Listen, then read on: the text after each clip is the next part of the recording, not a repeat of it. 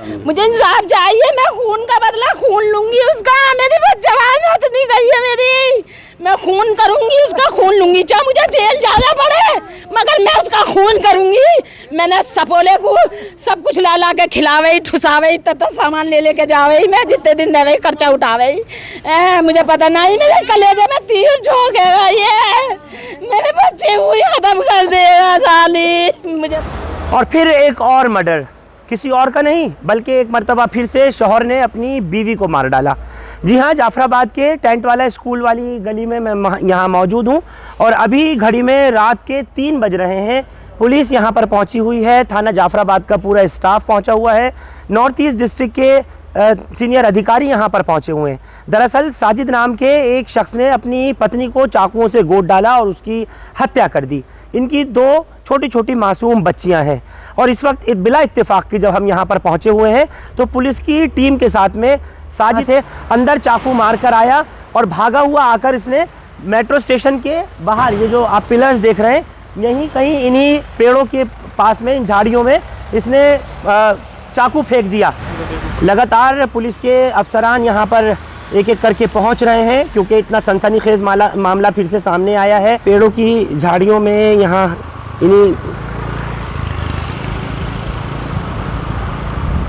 इन्हीं क्यारी में कहीं इसने यहाँ पर फेंका है उस चाकू को जिससे इसने बीवी का निशा का कत्ल किया।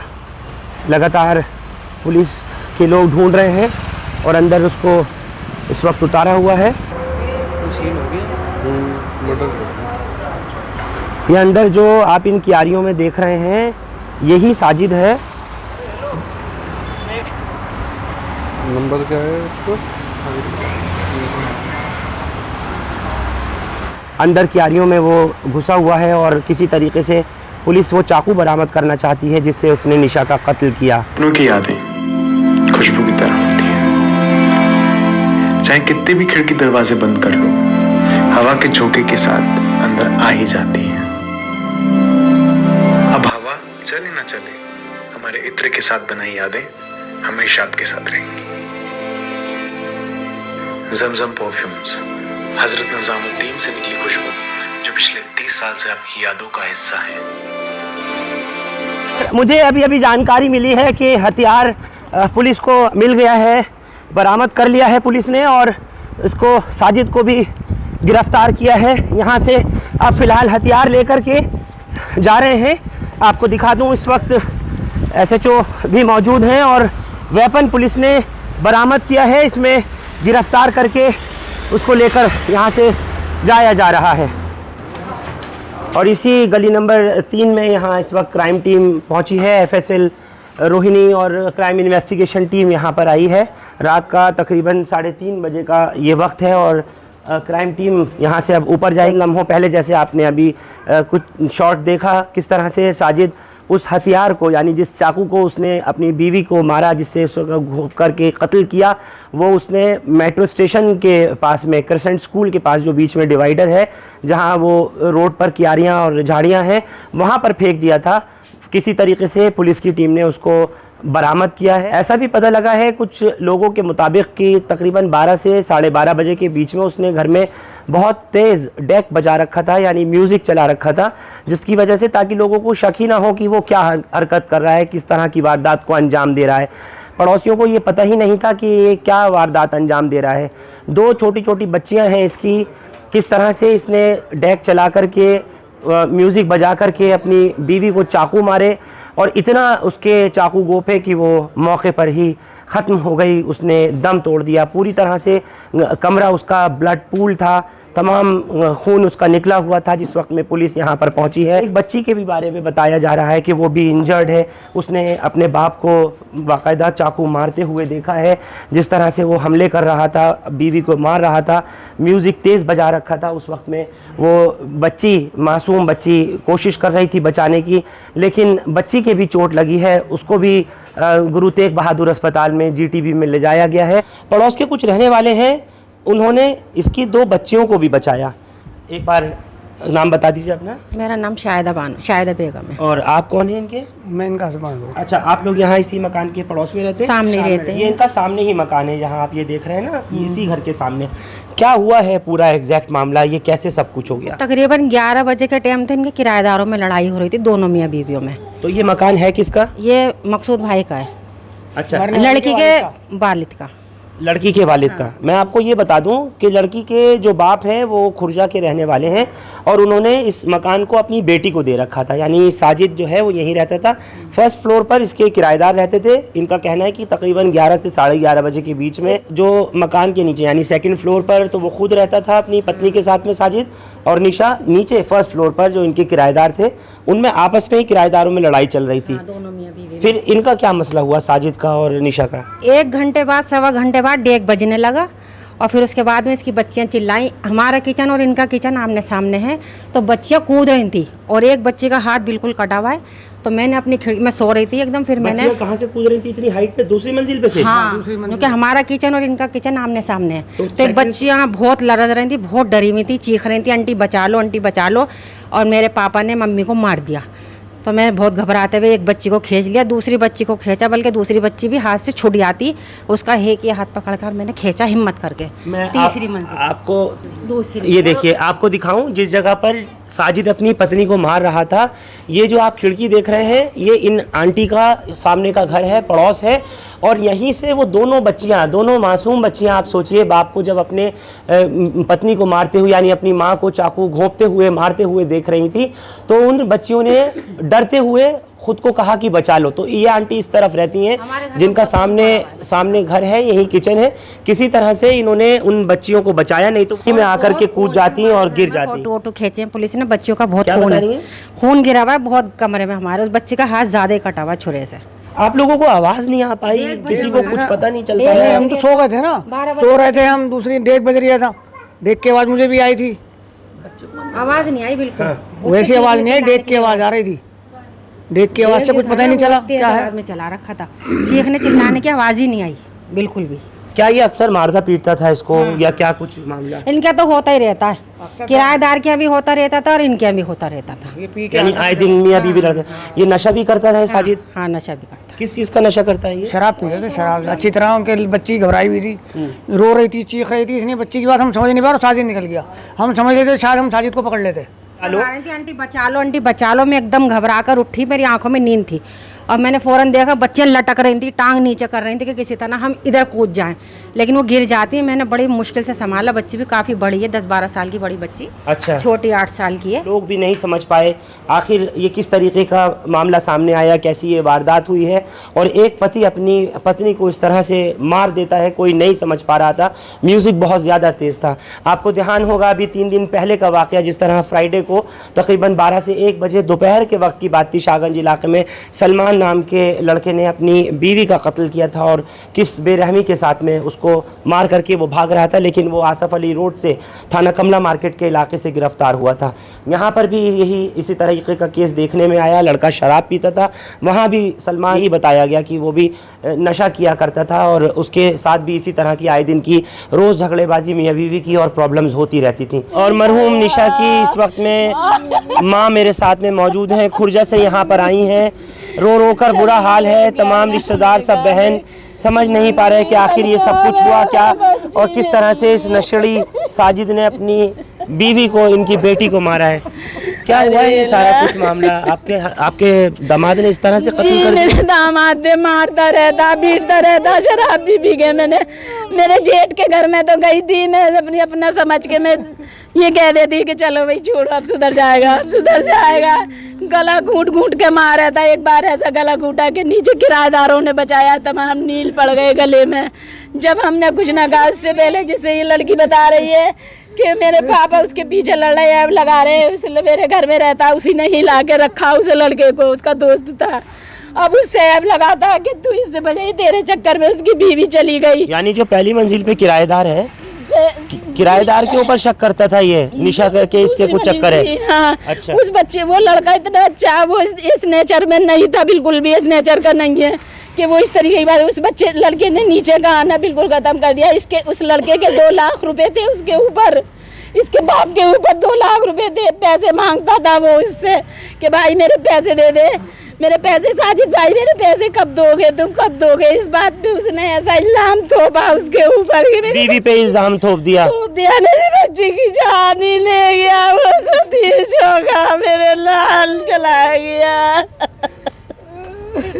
ये जब से इस तरीके की हरकत कर रहा था आप लोग कोई एक्शन नहीं लेते थे? अरे इसका मारना पीटना पहले भी आप बता रही हैं। कितनी बार कहा, किसी ने, किसी घर वालों ने, किसी ने भी एक्शन ना लिया। हम ही माँ बाप आते, आइए आप मेरे पास आइए, पीछे आइए। हम ही माँ बाप आते थे, हम ही कह सुन के चले जाते, फिर लड़की के पैर पकड़ लेता, हाथ जोड़ लेता, लड़की कहती चलो अब के और छोड़ दो, अब के और छोड़ दो, लड़की कैसी कर लेता। फिर इसी तरह जुल्म करता था बराबर, जुल्म करता था, ऐसे जुल्म करता। कभी मेरी बच्ची ने सुख चैन न उठाया। इसकी शादी में 12-13 साल हो गए, शादी को 2 बच्चियां, एक इससे छोटी है, एक ही है। तो ये बच्ची मौजूद थी जी, ये बेटी मौजूद थी उस टाइम में। देखिए मैं अभी आपको जो दिखा कर आया हूँ वहाँ से, उसी विजय मोहल्ला मौजपुर की गली, ये बच्ची अपनी माँ को बचाने के लिए उस वक्त में थी। बेटे क्या हुआ था, पूरी बात जरा मुझे बताना।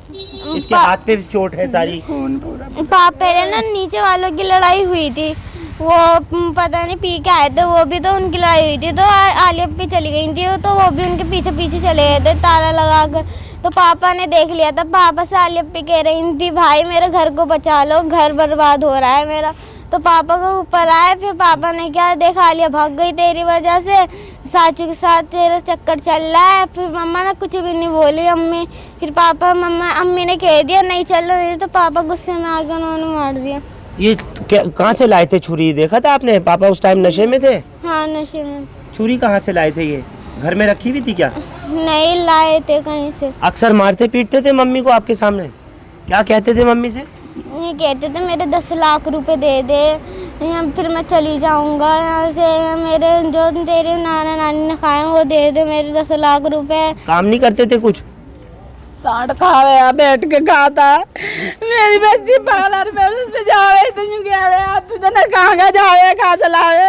अबे साठ तू खाता पड़ा हुआ संडे, तो तुझे शर्म आनी चाहिए। मेरी बच्ची ने दरियागंज से कोर्स करा, 1 लाख में पार्लर का काम करे। मेरे साथ इस वक्त में निशा के वालिद भी जुड़ रहे हैं। आपसे पूछना चाहता हूँ, आप खुर्जा में रहते हैं? जी खुर्जा। ये मकान आपने ही दे रखा था दामाद? मैंने दे रखा था। मैंने दर की ठोकरों से मैंने बच्ची को अपना ही मकान दे रखा है कि चल किरायों पे बैठ दी, मेरी बच्ची सुकून से रहेंगी। मैंने शादी भी इतनी शोर शोर से करी, इतना सब कुछ दिया लिया मैंने, मुझे पता नहीं। ये इतने साल से मार पीट रहा था, कुछ नहीं करते थे? मैं कब सोचता था, मैंने कहा अब सुधर जाएगा, अब सुधर जाएगा, मगर ये सुधरा नहीं। मेरे सामने बोलता नहीं था, चुप लगा के चले आता, कभी हाथ पकड़ ला मेरे, कभी पैरों पड़ जाए। मैंने चलो भाई का लड़का, कोई बात नहीं। आपका रिश्तेदारी है ये? भाई का लड़का था, यानी सगा भतीजा है। देखिए ये भी एक बात सामने निकल कर के आई है इस वक्त में कि इनका दामाद होने के साथ साथ इनके भाई का लड़का यानी सगा भतीजा था। मुझे इंसाफ चाहिए, मैं खून का बदला खून लूंगी उसका। मेरी जवान हाथ नहीं गई है मेरी, मैं खून करूंगी उसका, खून लूंगी, चाहे मुझे जेल जाना पड़े, मगर मैं उसका खून करूंगी। मैंने सपोले को सब कुछ ला ला के खिलावे, ठुसावे, तब सामान ले लेके जावे, मैं जितने दिन रहे खर्चा उठावे। मुझे पता नहीं मेरे कलेजे में तीर झोंकेगा ये, मेरे बच्चे को ही खत्म कर देगा साली। मुझे पता ना थी, इन गाड़ियों को ही मिटा देती मैं। मैंने सोचा चल अपने घर की बात है, अपने जेठ का बच्चा, अपना भतीजा, मैं बनना भरती रह गई, बनना भरती रह गई। कोई भी लौट के ना देखेगा उसे कि भूखी है या प्यासी है या किस हाल में, किस हाल में ना। आपके जेठ भी नहीं देखते? आपके भाई नहीं देखते? जी नहीं देखता था, वो सोई था करते। तो वो क्या शादी के खिलाफ थे? इन्होंने जो भतीजा दूसरा इन्होंने कराया था, वो अब जो सब भाग गए? कोई भी नहीं आया है देखभाल, सबने आना छोड़ दिया, कोई ना आया। ये सब कुछ सिखाया था, भरा जाता था कि वो ऐसा गई है, वो उससे, वो उससे, वो उससे, सबका कान भरा जाता था, सब कुछ, सब उसकी तरफ से इल्जाम लगाया, सब फिरंट हो गए उसकी तरफ से। नहीं यही दिल्ली में वो लड़की मुझसे कह रही अम्मी देखो सबसे मुझे बदनाम करते फिरते हैं, मुझे सबसे कहते फिरते हैं, मेरी सेहत पे कोई असर पड़ना है, मैं जब हुई ना ऐसी तो मुझे कोई डर भी ना है, मैं अपनी जगह पे मैं बिल्कुल सही हूँ। अभी तुम टेंशन मत ली, बहुत सी बातें तो हमें बताया भी ना करती। नहीं जब खुद कमाता नहीं था तो लड़की करती क्या, अपना भी पेट पालना था। जो बच्चे पार्लर होके जाती, पार्लर का सामान पुलिस घर पे जाके देख ले, सब कुछ उसके सामान, पार्लर का भरा हुआ सामान है उसके घर में। अर्बन कंपनी से ऑर्डर आते थे, उसके फोन आते थे, मचा दी थी अर्बन कंपनी से। और यूँ कहता है तू तो जना कहाँ जावे है, तू तो जना कहाँ से लावे, तू तो क्या है, तुझे कहाँ से लावे, तू खावे, तुझे शर्म ना आवे, इस संडे पड़ा हुआ तू खाता रहे है, जब तुझे खावे, जब तू एक दफे भी ना कहवे तू कहाँ से लाई है। अम्मा क्या चाहती हैं आप? जी मेरी बच्ची इतनी समझदार है, हमसे कभी शिकायत भी ना करे थी, ना कभी बता दी, अपने दम पे ही झीलती रहे मेरी लाल। इस चाची के यहाँ पे गई, परेशान हो गए। मैं क्या करूँ, मैं बहुत परेशान हूँ, अम्मी को ना बताऊँ कहाँ तक खर्चा उठावे मेरा। कोई बात ना बेटे, अभी कल परसों 4,000 रुपए का बिल भरा, जना कहाँ से काम करके आई, इससे अगले महीने 9,000 रुपए का बिल भरा। अम्मी मैं कहाँ से बिल भरूंगी, इतना मैं इतने पैसे लाई कमा के, करती थी सब मैंने भरा, इसका सत्यानाश जाइए, कुछ भी ना तालीम सोचे यार। मैं इंसाफ चाहती हूँ, मैं खून का बदला खून चाहती हूँ, मैं खून करूंगी, खून जैसा मेरी बच्ची का कत्ल करा ना, घुसेड़े चाकू, ऐसे ही मैं भी मारूंगी, चाहे मैं भी जेल काटूं, और मुझे जेल काटनी मंजूर है, मगर मैं खून का बदला खून लूंगी। मैंने सब उतार के रख दिया। पुलिस स्टेशन जाफराबाद का मामला है। सवेरे 1:06 पे कॉल आई थी, उससे करीब 10 मिनट पहले का इंसिडेंट है। कॉल ये आई थी कि एक हस्बैंड ने अपनी वाइफ को 2nd फ्लोर के मकान में और चाकू मार दिया है। तो तुरंत जब वहाँ मौके पे पहुँचे तो वहाँ पे खून से लथपथ एक ये महिला मिली, जो जिनकी शिनाख्त निशा के रूप में हुई है। निशा उम्र 32 साल, और अभी जो तफ्तीश में सामने आया है, ये छोटा परिवार है। साजिद हस्बैंड है, वाइफ है, करीब 12 साल हो गए शादी को। 2 बच्चियाँ हैं इनकी, एक 11 साल की बच्ची है और एक 7 साल की बच्ची है। और कुछ दिनों से थोड़ा झगड़ा इनका चल रहा था। पहले ये शायद मोबाइल रिपेयर का काम करते थे, अभी फ़िलहाल कुछ दिनों से इनका काम थोड़ा मंदा चल रहा है, तो घर में थोड़ा झगड़ा हस्बैंड वाइफ के बीच में रहता था। थोड़ा बहुत अभी जो पता लगा है कि हस्बैंड शायद शक भी करता था वाइफ के ऊपर, तो रात में झगड़ा थोड़ा ज़्यादा हो गया, तो उसने चाकू से वार किए और लेडी के गले में इंजरी है और उसके बाएं हाथ में इंजरी है। उसके बाद टीम ने फिर साजिद को पकड़ भी लिया था, तो साजिद से भी पूछताछ चल रही है सारे, और बाकी इसमें तफ्तीश हम लोग कर रहे हैं। अरेस्ट डाल लिया, FIR दर्ज कर लिया मर्डर, और अटेम्प्ट टू मर्डर का भी इसमें लगाया सेक्शन, क्योंकि जो बच्ची है 11 साल की, जब उसने बीच बचाव करने की कोशिश की तो उसके भी चोट लग गई। ये सारी चीज़ें अपनी तफ्तीश हम लोग कर रहे हैं। दोनों तरफ से एलिगेशन काउंटर एलिगेशन है। तभी मैंने आपसे कहा कि अभी जो हमें तफ्तीश में निकल कर आया है कि जो इमीडिएट प्रेसिपिटेटिंग फैक्टर था वो ये था कि वो अपनी वाइफ के ऊपर शक करते थे, पर हो सकता है दूसरी तरफ से भी कुछ रहा हो। ये सारे एंगल्स अभी एक्सप्लोर करेंगे हम लोग। सर इसका कोई क्रिमिनल रिकॉर्ड कुछ पहले? अभी कुछ क्रिमिनल रिकॉर्ड सामने नहीं आया। आप लोग हमारे साथ विजय मोहल्ला मौजपुर गली नंबर 3 से इस खबर पर जुड़े, आप सबका बहुत शुक्रिया। हिंदुस्तान लाइव फरहान याहिया यूट्यूब पर सब्सक्राइब कर सकते हैं और क्लिक कर सकते हैं बेल आइकन हमारी खबर की पहली नोटिफिकेशन के लिए। फेसबुक पर हमारा page Hindustan live Farhan Yahiya follow और लाइक कर सकते हैं। Thank you for now.